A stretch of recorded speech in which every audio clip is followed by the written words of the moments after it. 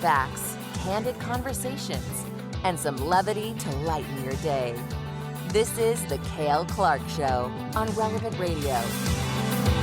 It is Tuesday, September the 14th. It's the feast of the exaltation of the Holy Cross. You're listening to the Cale Clark Show on Relevant Radio. 888-914-9149 is a toll-free line to call.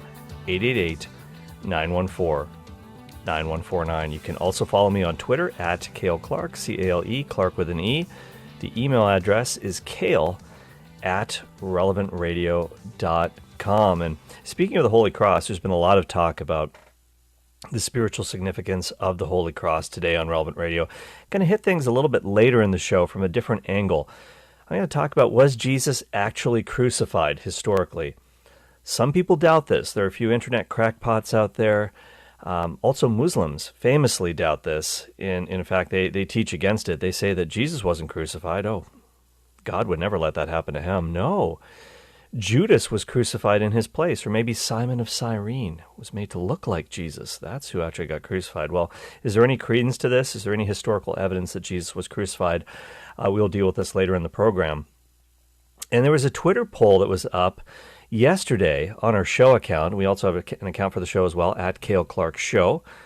You can follow that one as well. That's run by producer Lucas. And the question was, can you be an introvert and still share your faith? I'm going to give you some of the responses in just a minute, but it's kind of going to tie into something I tweeted out earlier, which we're going to talk about in just a second.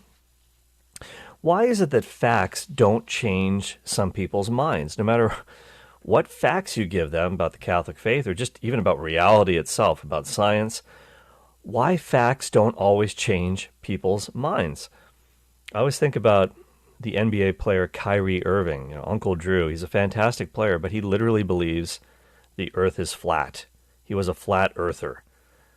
And I don't know if he's changed his opinion on that. I know he took a lot of heat for that, but this is an example. Some people will never change no matter what the facts are. And why is that? Well, I'm going to give you the surprising truth about that in just a couple minutes, but it does tie into, you might say that's a weird tie-in, Cale, but it is actually going to tie into our listener question about, can you be an introvert and still be a good evangelist? Can you still share your faith? And so, producer Lucas, what were the results of the Twitter poll that we put up on this question yesterday? Well, an overwhelming majority voted that no, you do not need to be an extrovert, or in other words, you can be an introvert in order to be an effective evangelist. 83% said that you do not need to be an extrovert. Yeah.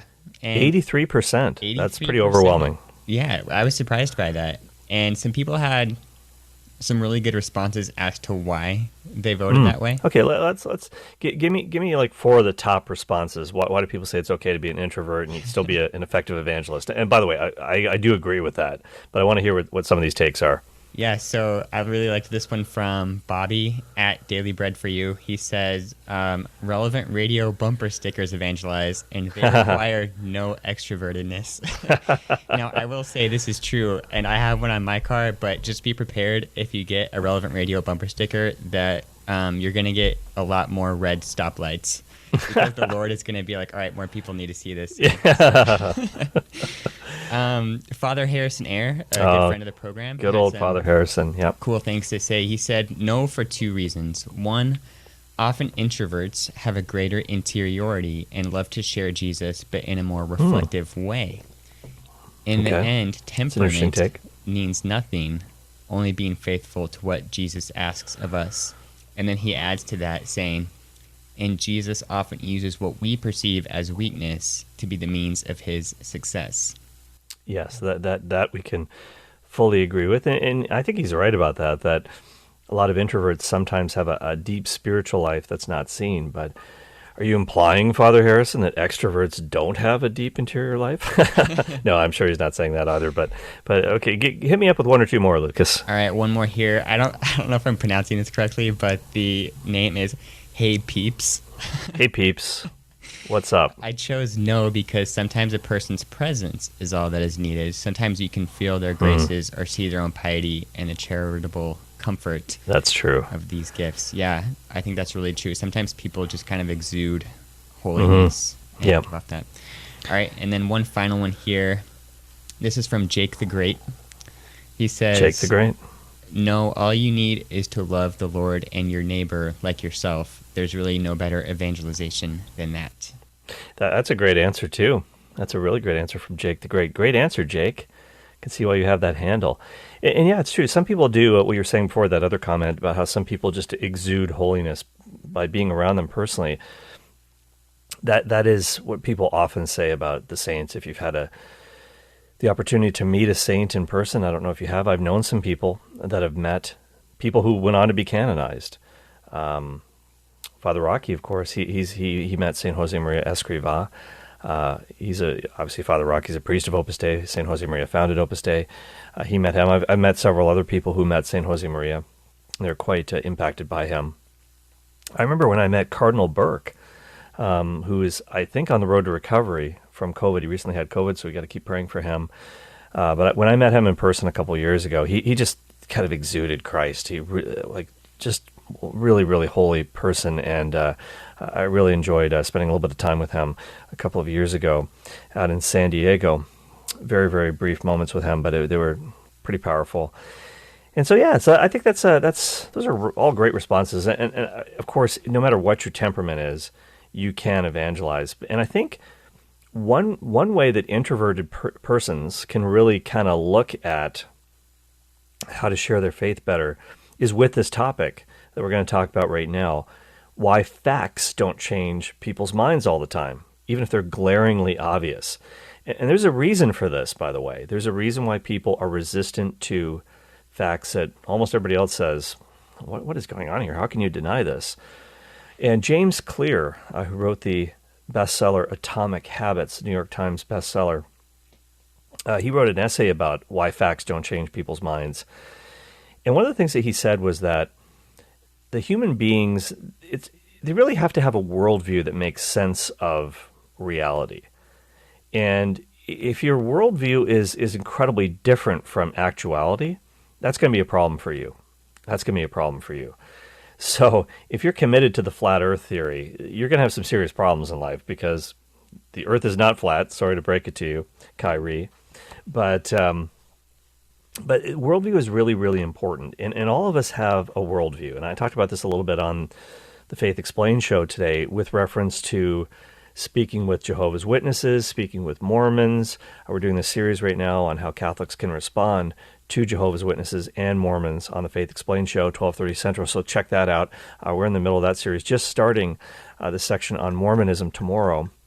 But here's what James Clear said in an essay about this. He said, humans are herd animals. We want to fit in, to bond with others, to earn the respect and approval of our peers. Such inclinations are essential to our survival. For most of our history, our ancestors lived in tribes. Becoming separated from the tribe, or worse, being cast out, was a death sentence. End of quote.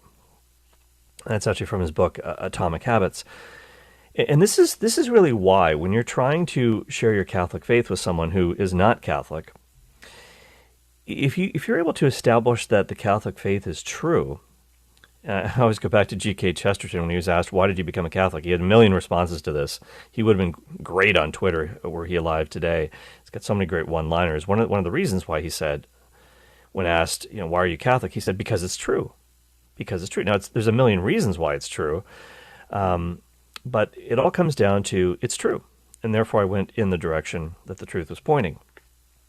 So if you are able to show somebody that their worldview is not true, whether that be atheism, whether they're an adherent of the Jehovah's Witnesses, whether they're a Mormon, no matter what their erroneous belief system might be, secular humanist, if you're able to show them that this is not in coherence with reality, with truth, it's like their whole world falls apart. It's literally like, as James Clear wrote about, it's like a death sentence in a certain way. It's like you're dying. So that's what's at stake. Your whole life, everything that you've built on, is shown to be a house of cards. And so this is one of the reasons why people refuse to change their beliefs even when the facts are staring them in the face. Social connection is incredibly difficult to some people, and to a lot of folks, it matters more than the truth. And James Clear, he quotes a Harvard psychologist named Steven Pinker, who said, people are embraced or condemned according to their beliefs. So one function of the mind may be to hold beliefs that bring you as the belief holder the greatest number of allies, the greatest number of protectors, the greatest number of disciples, rather than beliefs that are most likely to be true. So we don't always believe, James Clear says this, we don't always believe things because they're true. Sometimes we believe things because they make us look good to the people that we care about. And false beliefs, he says, we might call this approach factually false but socially accurate. People often select friends and family over facts. They don't want to lose the relationships. So he says this insight explains why you might hold your tongue at a dinner party when maybe one of your parents says something incredibly offensive. But there's a flip side to this as well. This social belonging, that people don't want to leave the group. We were talking about Jehovah's Witnesses. They can be disfellowshipped. They can be kicked out of the witnesses, and they lose all their social connections. Even their friends and family members are not allowed to speak to them anymore. So they basically act like you're dead, even if you're physically alive. That is a tough thing for a lot of people to have to go through. So here's kind of where it all flips around, and here's where we can tie it in with our question about introverts. Because if people will hold on to bad beliefs because of the social connections, they don't want to leave the group, they don't want to leave their identity. Again, think about the witnesses or the Mormons. They spend countless numbers of hours and sometimes even years of their life knocking on doors, trying to share their faith. You got to commend them for being willing to get out there and share it, even if it's erroneous beliefs. They sincerely think it's true, and they're trying to help you, even though they're wrong. And again, my beef is not with Mormons or JWs as people. Many of them are excellent people. My beef is with the religious systems that they buy into, and in some cases that have been foisted upon them that are not true. But here's the thing. If we're going to change people's minds about things, we also have to, as James Clear says, we have to convince them to change their tribe. That's often the missing ingredient. If you're going to change somebody's mind, say about the Catholic Church, you have to make sure that they get connected in a Catholic tribe. Now, whether that's connected with a parish group, with another Catholic sort of organization that's maybe quasi, I don't know. There are lots of Catholic groups out there. There are lots of Bible study groups. There are lots of things that people can get into where they can be with like-minded individuals that can help them. And Relevant Radio is to some extent like this. We're like a family. Our listeners are on Relevant Radio all over the world. We help each other. We pray for one another. We learn together. We grow together. We help each other to try to become saints on this journey through life. Even though sometimes some of us might never meet in person, we feel like we know each other. And so James Clear says if people abandon their beliefs, the risk for them is that they might lose their social ties. So you can't expect somebody to change their mind if you take away their community too. You have to give them somewhere to go. Nobody wants their worldview torn apart if loneliness is the outcome, end of quote. So he suggests that one of the ways that you can change people's minds is to make sure that they've got another tribe to go to. When they switch tribes, when they switch belief systems, they're going to need a whole new set of friends. And that's where you come in. That's where you come in, because this is friendship evangelism at its finest. This is what introverts can really, really do well. Now, obviously, extroverts can do this too, but a lot of introverts have a great capacity for friendship. They may not be the life of the party. They may not get up and give great speeches, but they're often very deep, as Father Harrison talked about in his response to our tweet. There's often a great interior life, and these are kinds of people that you really want to get to know. They can be really, really good friends. And so this is what we can do. All of us can do this. Try to become friends with people whose minds we want to change, because we want to help them. We want to help them to come to know the truth. And James Clear talks about this British philosopher, Alain de Botton. And that sounds like more like a French name, Alain de Botton, but he's actually British. Anyways, he talks about the importance of sharing meals. This is a really good one. This is a really good tip. Sharing meals with people with whom you disagree. How many of us have ever thought about doing this? Here's what he says. Sitting down at a table with a group of strangers has the incomparable and odd benefit of making it a little more difficult to hate them with impunity. Prejudice, ethnic strife, feed off of abstraction. However, the proximity required by a meal, something about handing dishes around, unfurling napkins at the same moment, even asking a stranger to pass the salt, that all disrupts our ability to cling to the belief that the outsiders, who wear unusual clothes, maybe speak in distinctive accents, they deserve to be sent home or assaulted. For all the large-scale political solutions which have been proposed to solve ethnic conflict, there are few more effective ways to promote tolerance between suspicious neighbors than to force them to eat supper together. End of quote. I think it's interesting. Can you imagine, if Democrats and Republicans sat down regularly to eat together, share meals together? I think in some ways they'd get a lot more done. They'd be able to compromise. They'd be able to understand the other's point of view a little bit better. That's true in the political arena. It's true in really any arena, because people there's still a lot of anti-Catholic prejudice out there in the world, and a lot of people who hold anti-Catholic beliefs, they've never met a Catholic who's studied up on their faith, who knows their faith really well, who can explain, no, this is actually what we really believe. So this idea of having a meal with someone with whom you disagree, or with whom you want to maybe get them to take the next step on this journey of truth, that's a great tip. And Jesus knew very well the importance of meals. How many times in the Gospels did he have deep, meaningful conversations with people over a meal?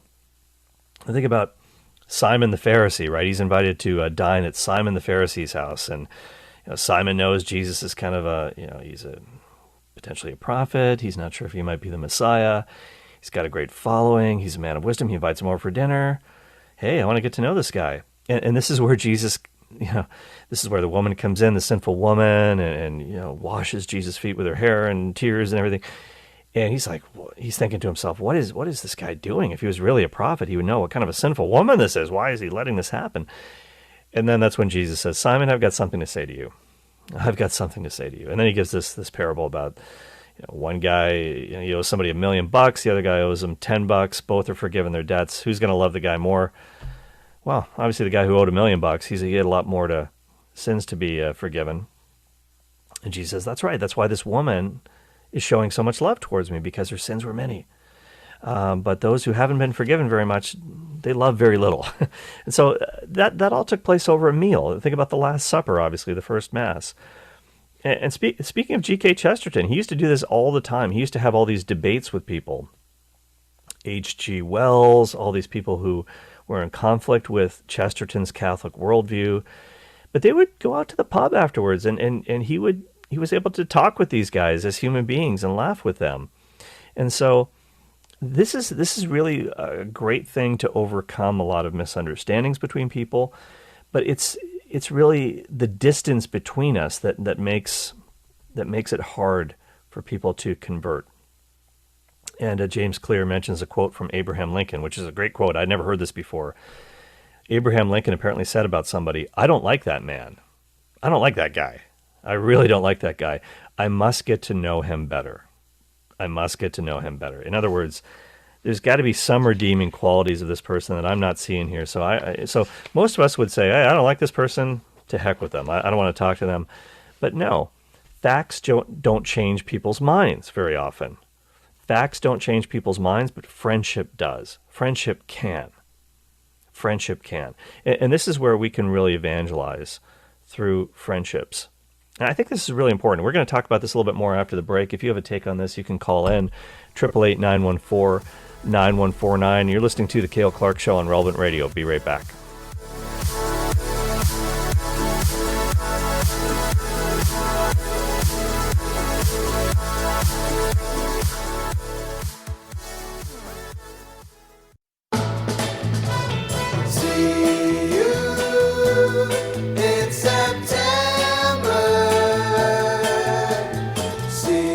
Welcome back to the Cale Clark Show, 888-914-9149. We were asking people on our show account, at Cale Clark Show on Twitter, what are some other September songs other than Earth, Wind, and Fire that we could play? We played some of them. Played Neil Diamond yesterday. Done Barry White. Really reaching into the oldies here. This was another request. And what's the name of this song? Obviously, it's See You in September. Who sings this, Lucas? I can't remember. The Happenings. The Happenings. And what year did this come out? No idea. Oh, wow. Okay. All right. So there we go. But we're that was grooving with the thanks oldies to, here. Brian on Twitter. Brian Brophy. Brian This was Brophy on his Twitter. Request. So There you go, Brian. You got it. So keep them coming. Any more September songs? We want to hear about them on the Cale Clark Show because we only have this month to do it. At any rate, we're talking about how to change people's minds, how to help them find the truth through friendship. A really interesting article by James Clear, the author James Clear, about why facts don't change people's minds. Bare facts alone, because of the fact, no pun intended, because of the fact that people belong to tribes. They belong to social groups, and oftentimes rejecting what these groups teach, whether you're in a false religious group or whatever, you're going to burn a lot of your relationships if you leave the group. And so that's why a lot of people are resistant to changing their beliefs to put them in accord with facts. So here's another thing that's pointed out in the piece, and this is an interesting sort of mental concept. The people who are most likely to change the minds of others are the ones that they agree with on 98% of all topics. That's I think that's very true. The people who are most likely to change your mind about something are the people that you already agree with about 98% of other stuff. And that's why it should be technically easier for us as Catholics to evangelize our separated brethren, Protestants, because they believe so much of what we do. They believe that Jesus is God. They believe in the Trinity. They believe that the Bible is the Word of God. And so, I mean, they're missing some things that Jesus intended for his people, like the authoritative church that he founded, the sacraments, the Marian teachings, having Mary as our spiritual mother is crucial. So all these things Jesus wants for his people, but we agree on so much. We have a common base that we can build on. That's often where the magic happens. So it's a little bit like if somebody, and Clear points this out in his article, if somebody who's wildly different from you in a lot of different respects proposes something to you that's not in accordance with what you believe, you're going to reject it out of hand because it's so easy to say this person's a crackpot. It's kind of like a Packers fan trying to convince a Bears fan that, Aaron Rodgers is the greatest. Well, actually, maybe that's not that hard of an argument to make, but anyways, you know what I'm talking about. So that's very true. Heated arguments often take place between people who are at the extreme opposites of a spectrum, whether it's politically or religiously, but you learn more, and people learn more from you when you're really, really close. So the closer that you are to somebody, the more likely it will be that you're able to convince that other person. So a lot of this takes time, and I think that's a really good mental concept to have.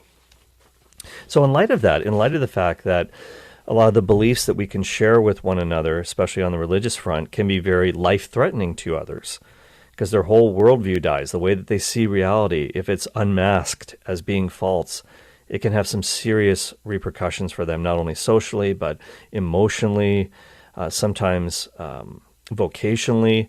Think about Protestant ministers who become Catholic. And when I reverted to Catholicism, came back to the church, I had to give up my job as a Protestant minister, and many others have had to do the same. So these are not trifling decisions. They really impact people's lives, and it's really like a death. So another thing that James Clear points out, and I've talked about this before too, that when you're talking about some of this stuff, sometimes it's best not to start those conversations face-to-face. You can have that face-to-face conversation later on, but oftentimes when you're having a talk about a religious subject or something really, really important, especially if it's in public, people don't want to lose face and they don't want to lose the argument. Again, because it's personal. It's like your whole world is dying if you're wrong. They don't want to look stupid. And so what people tend to do is they play a little bit of mental chess. They're thinking about their next move. They're not really thinking about what you're saying. They're thinking about how am I going to respond to this and still look good. So he suggests giving people things to read on their own, whether it be a book. I would add you can give people articles to read. You can point them to, say, Catholic blogs, that sort of thing. You can share podcasts from relevant radio episodes and share them with people. You can, easily share on social media from the Relevant Radio app. And I think that's a good thing to do for people, because when people are alone, they can listen to a podcast, they can listen to a radio show, they can read a book, they can read an article, and this sort of conversation that the person is having interiorly, is this true? They're asking themselves this question all the time. Is this argument factual? Is this true? That takes place privately. They don't have to worry about being judged by somebody else. The defenses are down. So when you're having an actual conversation, a public debate, or some sort of unless you really, really know and trust the person, and you're able to be open about, hey, this might be true, and I'm not sure if what I believe is true, and there's a lot of things that are going on here, and people want to save face. So one way to kind of help them do that is by letting them read and study on their own, and then saying, hey, I'm going to give you something to read. Can we talk about this later? And then actually follow up with them. That's I think, a really, really good approach. So it's not in this whole enterprise of evangelism, it's all about the fact that you have to be willing to lose the skirmish sometimes to win the war. Keep the conversation going, not turn people off, and that's important. Are you willing not to win in order to keep the conversation going? That's another line from the article. And I think we have to do this. We have to be willing to ask questions. We have to be willing to. I mean, it's possible that I think. I mean, the reason why I'm Catholic is because I think that it's the best explanation for the facts that we have. I think it's the worldview that makes the most sense given the evidence. But we should still be willing to be intellectually curious about what other people believe and ask them about it. And the flip side of that, too, is when you ask people what they believe, they will often turn around and then ask you, well, what do you believe? Okay, you've asked me and I've told you, what do you believe about this? They're often much more open than they're kind of asking you. So as one writer said, it's the difference between being a scout and being a soldier. If you're a soldier, you're kind of on the attack. You want to win the battle. You want to defeat the person across from you in the other trench. If you're a scout, and think about the Israelite scouts that went into the Promised Land. Oh man, there's giants in the land. It's kind of scary. They're kind of scouting the territory. They're exploring, trying to map out what they're seeing, and really they're quite curious about it. So sometimes we have to be like that as well. We've got to ask people questions about what they think, and that'll help us to know what their true struggles are, what their issues are, say with the Catholic faith, and it'll help reveal a lot of things that can help you as you try to help them. Help them help you, I guess you could say. And it's not what you. It's very often not what we know that can kill us. It's what we don't know. It's what we don't know. We make a lot of assumptions, and that's why it's really, really good to ask questions. I mean, if you're drinking a glass of water, you might think it's water, but in actuality, somebody's laced it with an invisible poison. What you don't know can kill you. And the same is true when we're trying to share our faith, when we're trying to learn about a particular topic. What we don't know what we don't know. That's why we have to ask questions. And again, the goal in all of this is not to win an argument. It's not to win cheap debating points. Triumphalism has no place here. We're not trying to put anybody down. We're right, you're wrong. That's not going to make somebody want to become a Catholic. The goal is to win hearts and minds to the truth. So we've got to be humble about it. Humble apologetics again, even if we are right. And we believe that we are in all humility because Jesus has revealed all these things. And we have to help other people to figure that out. So if you have a take on this, call in 888-914-9149. You're listening to The Cale Clark Show on Relevant Radio. And again, today is a pretty big feast day. It's the Feast of the Exaltation of the Holy Cross. Tomorrow is the Feast of Our Lady of Sorrows. And one thing that non-Catholics ask questions about, what's the deal with your Marian beliefs? Why are you so worried about the sorrows of Mary? We should be totally focused on the passion of the Christ. This takes away from Jesus. Well, one of the things we've been talking about, we talked a little bit about it yesterday. We started it off. I'll pick it up more tomorrow on the Feast of Our Lady of Sorrows. There is a scriptural basis to the 7 sorrows of Mary. So we'll talk more about that tomorrow. If you want to get the first 3 of the 7 sorrows, check yesterday's podcast on the Cale Clark Show, wherever you get your podcasts, or through relevantradio.com or through the app. But when it comes to the exaltation of the Holy Cross and the passion of Jesus, which we're kind of reflecting on a lot today, a lot of people ask the question, was Jesus actually crucified? And again, it's pretty rare. It's pretty rare that somebody would say this, but there are some conspiracy theorists out there. There are 1 or 2, and again, these would be very, very fringe people who say that Jesus wasn't crucified. In fact, these are probably the same guys who would say Jesus never even existed. That, no matter what you believe, I don't know any reputable historian who teaches anywhere in the world who actually has a PhD in history who thinks that Jesus didn't exist. No matter what you think about Jesus, even if you don't believe in Jesus, to deny his existence, it's so rare because there's so much evidence for his existence. But a lot of these guys who say he wasn't crucified, they'll also say, well, he never even existed. So, but he did. He did. He did exist, and he was crucified.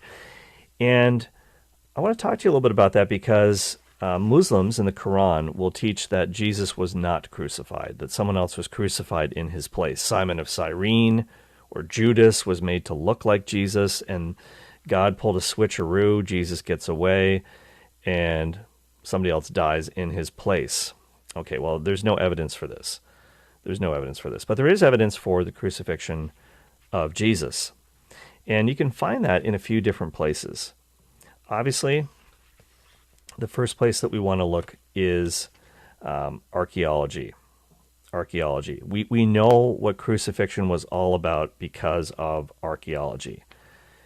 So the Romans would use crucifixion all the time as a means of execution. And they would never do this to their enemies in peacetime when there was a peace. They would never do this. But when there were times of war and insurrection, they would mercilessly kill their opponents. And during for example, the Great Jewish War with Rome in the first century, 66 to 70 AD, which culminated in the destruction of the Jerusalem temple, something that Jesus predicted, people were crucified in all kinds of horrendous ways. The Jewish rebels, the Romans would invent, as one great historian of the times tells us, they would invent different ways to crucify people just for sport. And the cause of death when someone is crucified is essentially loss of blood, and you can't breathe. You can't breathe. Asphyxiation is eventually what kills you, because when you're nailed to a cross, you have to actually push yourself up in order to breathe, which is literally excruciating. And that's where that word comes from, excruciating. It literally means out of the cross. And a lot of people would die just from the flogging alone that preceded the crucifixion in the Roman world in many cases. We'll talk about that in just a minute. But when I was doing archaeological work in Israel during my grad studies, I got to actually see with my own eyes a 2,000-year-old heel bone of a crucified man. It's extremely rare to find something like this because the Romans would use the nails for crucifixion again and again and again. They weren't really worried about sanitation. They didn't put Purell on them or anything like that. They would just use them on the next guy. So it was extremely rare to find any evidence of the tools of crucifixion, for example, the iron spikes. But in one case we did. In one case we did. There was a man named Yehohanan. His name was John, or Yehohanan, and his ossuary or bone box was discovered in the 1960s in the Jerusalem area, 1968 to be exact, in northeast Jerusalem, in a place known as Givat HaMivtar. And what happened was a group from the Israeli Ministry of Housing found, almost by accident, some ancient Jewish tombs that dated all the way from the 2nd century BC until the 1st century AD. And lots of bone boxes were found, ossuaries, and inside one of these ossuaries were the bones of a man. He was about somewhere between 24 and 28 years old. There was also bones of a child in that ossuary as well. The child was about 3 or 4 years old. And the right heel bone of the adult man whose bones were found in that box had an 11.5 centimeter long iron spike sticking out of it. And there was also a chunk of olive wood that was attached to that nail. And probably what happened was when this man was nailed to the cross, perhaps they laid down the cross on the ground. There's lots of limestone in Israel. Or maybe it struck a knot in the wood. But at any rate, the iron spike fishtailed. It made a hook. And they couldn't extract it. When they went to take this guy down from the cross and bury him, they couldn't extract the nail, so they just buried him with the iron spike intact. And I got to see this. Actually, it's in the office of the guy known as the Bone Collector of Israel, Dr. Israel, and his name is Dr. Israel Hershkovitz at Tel Aviv University. And I got to see this thing, a 2,000-year-old heel bone of a crucified man. It's extremely rare to find this, but there have been a few discoveries of crucified people that have turned up over the years. But this provided us evidence that crucified people did get a proper burial, not necessarily an honorable burial, because they were killed as criminals, but they would get a proper burial during peacetime. So people want to say Jesus wasn't buried after he was crucified. Nonsense. It was peacetime. And certainly Pilate doesn't want to start a riot with all these people, millions of people, according to some accounts, in Jerusalem for the feast of the Passover. You're listening to the Cale Clark Show on Relevant Radio. We're going to be right back after this quick break. We'll talk more about the historical evidence for Jesus' crucifixion.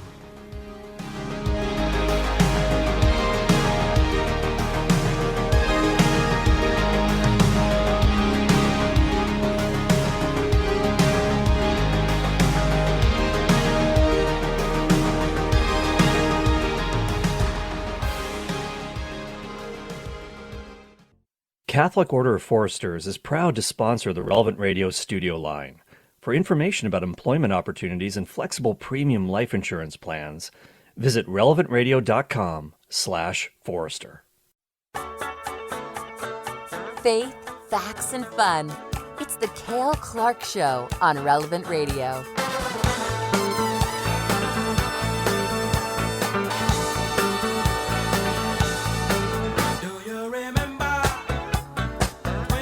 All right, a little Earth, Wind, and Fire there. We got to get it peppy.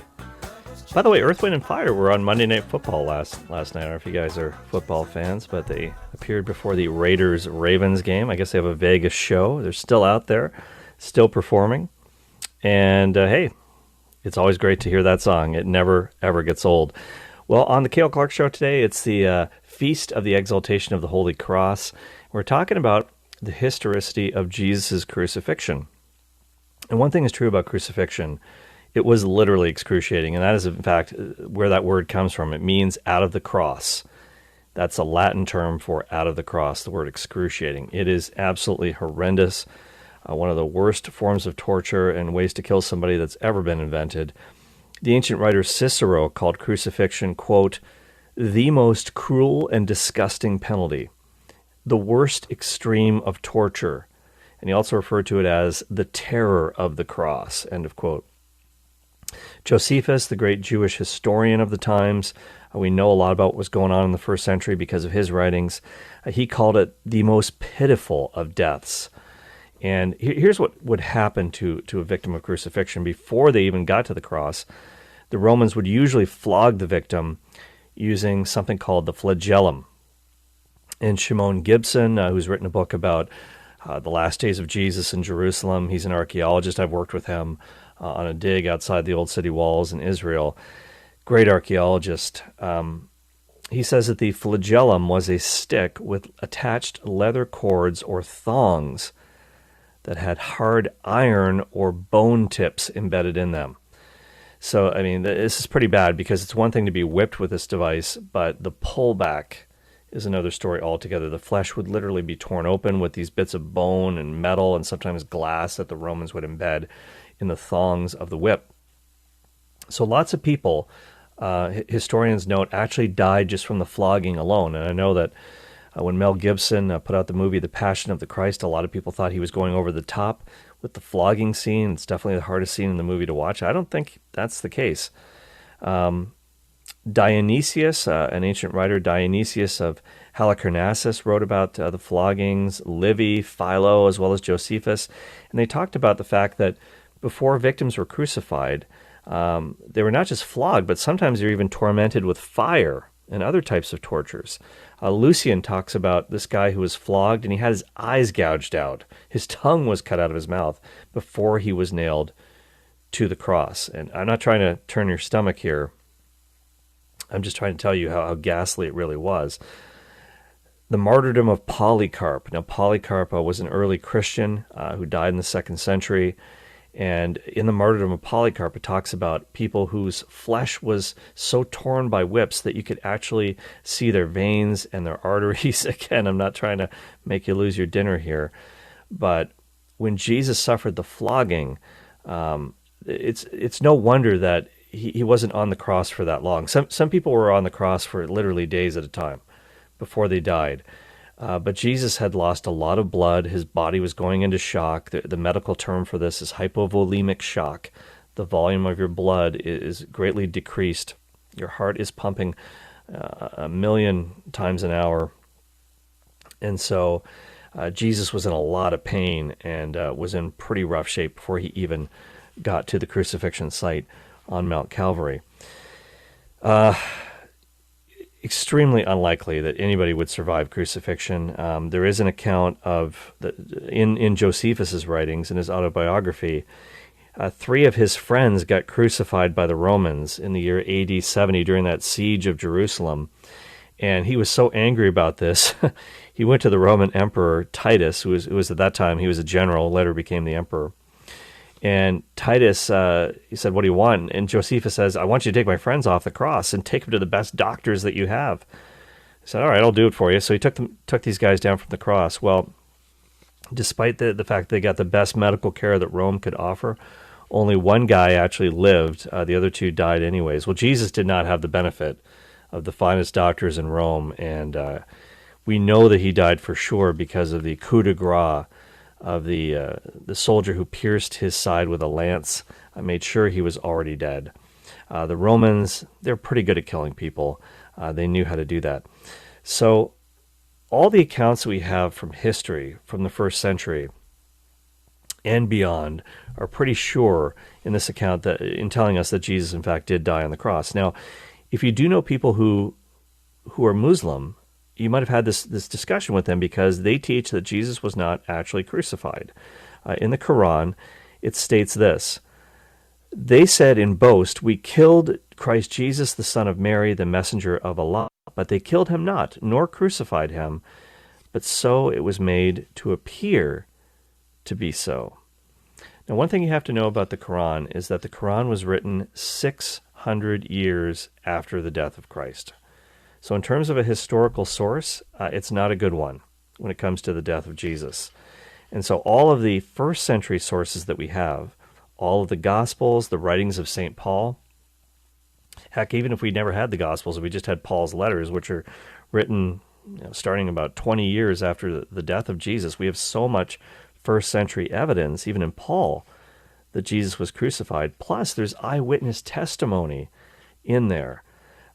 Josephus talks about the death of Christ, and that's important too. There are non-Christian writers from the early centuries of the church that agree with what the Bible says, that Jesus, in fact, was executed by crucifixion.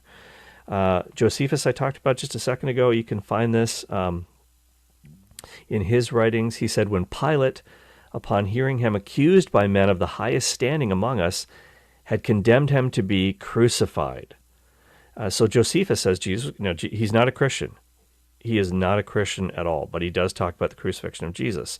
Tacitus, one of the greatest Roman historians, who was operating around AD 60 to AD 120, he talked about Nero, the crazed Emperor Nero, who tried to blame this great fire in Rome on the Christians.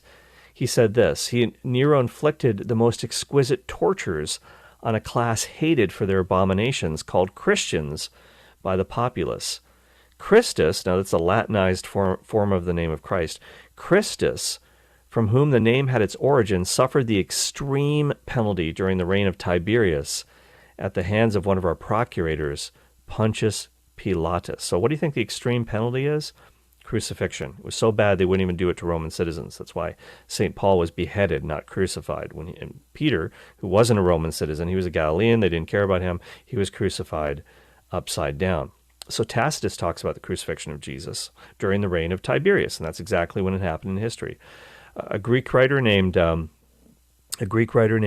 of Samosata, writing in the 2nd century, he said this, the Christians, as you know, worship a man to this day. Worship a man. And he mentioned specifically that Jesus was crucified.